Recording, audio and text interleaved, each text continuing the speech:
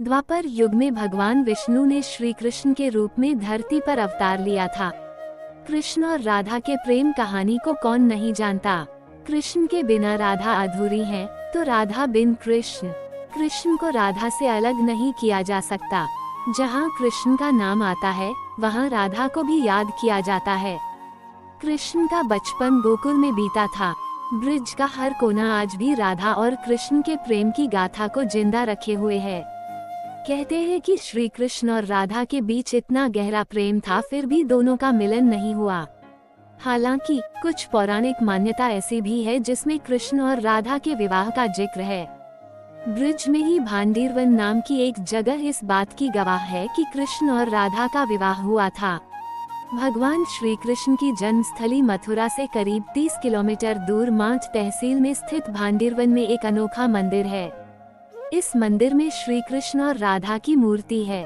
खास बात यह है कि इस मूर्ति में श्री कृष्ण के हाथों में बांसुरी नहीं, बल्कि कृष्ण और राधा दूल्हा दुल्हन का वेश धारण किए हुए हैं और ब्रह्मा जी उन्हें आशीर्वाद दे रहे हैं।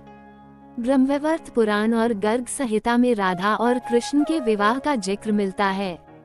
इसके मुताबिक खुद जगत गुरु ब्रह्मा ने राधा और कृष्ण की शादी कराई थी। इस कथा के मुताबिक जब कृष्ण छोटे थे, तब नंद बाबा उन्हें गायें चराने के लिए साथ ले गए थे। गायें चर रही थी और नंद बाबा थक गए, इसलिए वह एक पेड़ के नीचे लेट गए और उनकी आंख लग गई।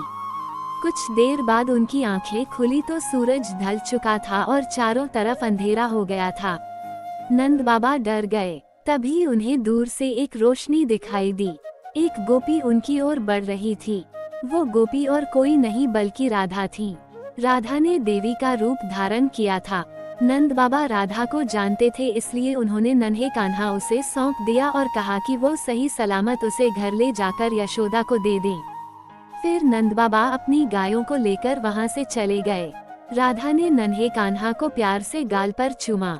तभी एक चमत्कार हुआ और राधा की गोदी से नन्हे कान्हा गायब हो गए। कुछ ही पल में राधा के सामने कृष्ण भगवान के रूप में प्रकट हुए। उन्होंने राधा को अपने प्रेम का इजहार किया। राधा भी श्री कृष्ण से प्रेम करती थी, मगर वह कृष्ण को खोने से डरती थी। श्री कृष्ण ने राधा को थोड़ी दूर रुकने के लिए कहा। कुछ ही समय में जगत गुरु ब्रह्मा वहां प्रकट हुए। उन्होंने मंत्रोच्चार किया और अग्निकुंड के साथ राधा और कृष्ण ने गंधर्व विवाह संपन्न किया। विवाह होने के बाद ब्रह्मा जी चले गए और कृष्ण भी अपनी बाल्यावस्था में वापस आ गए।